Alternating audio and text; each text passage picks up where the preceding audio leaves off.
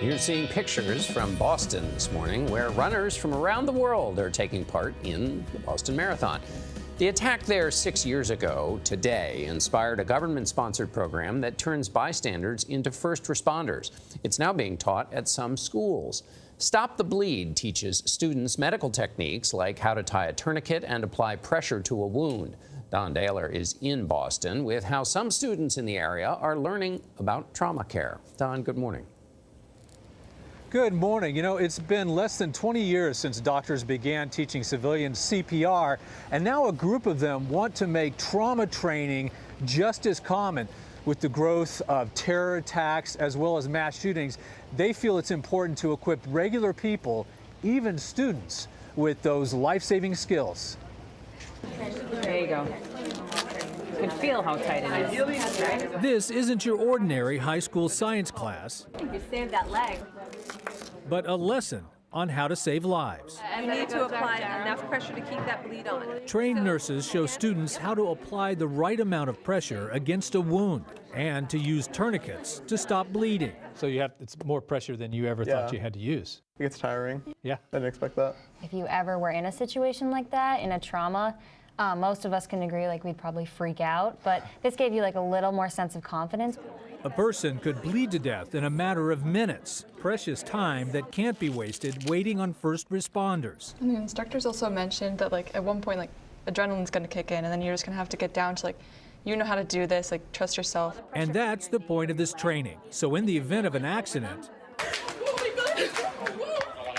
or an act of violence like a school shooting, students can perform these life-saving functions quickly. When you think you can't pack anymore, still pack. Dr. Reza Askari and Dr. Eric Goralnik are leading this Stop the Bleed class. If we can educate them, we can then empower them. This is sort of where CPR was 40 years ago, right? Instead of a heart attack, this is life-threatening bleeding. They were among the doctors at Boston's Brigham and Women's Hospital who embraced the program after tragedy struck their hometown 6 years ago.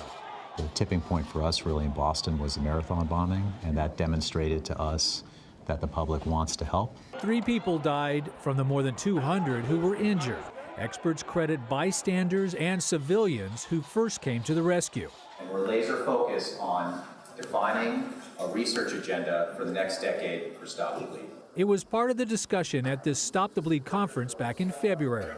My story begins when my family was standing at the finish line of the Boston Marathon on that fateful day in April 2013. Audrey Epstein-Rennie's 18-year-old daughter Jillian almost lost her life when the bombs went off. Those first few chaotic moments, a first responder at the scene rushed to our aid, took off his belt, grabbed my husband's belt, and assisted us in putting tourniquets on both of her legs. And since trauma is the #1 cause of death for those under the age of 45, Plymouth Public Schools Superintendent Gary Maestas felt the program was important for his students. Our kids will be prepared for whatever they come in touch with. Including mass shootings. Absolutely, absolutely. I think that's a given. Is there a risk that some of these kids are going to be traumatized by this? Yeah, I think the students that are in the programs that we have and we offer, they have a great deal of understanding of the medical fields that they are going to be part of. Any concerns that you'd be kind of squeamish in a real situation?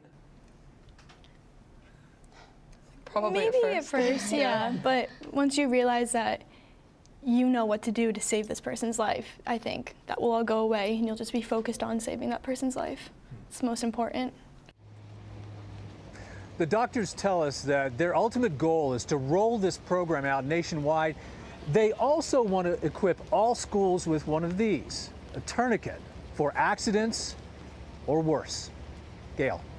Boy, Don, thank you very much. I do hope that they roll this out nationwide. Yeah. People need this information sooner rather than later. I like the idea of having those practical skills. Yeah, to show you something that really can come in handy and save a life. Thank you again, Don Dahler.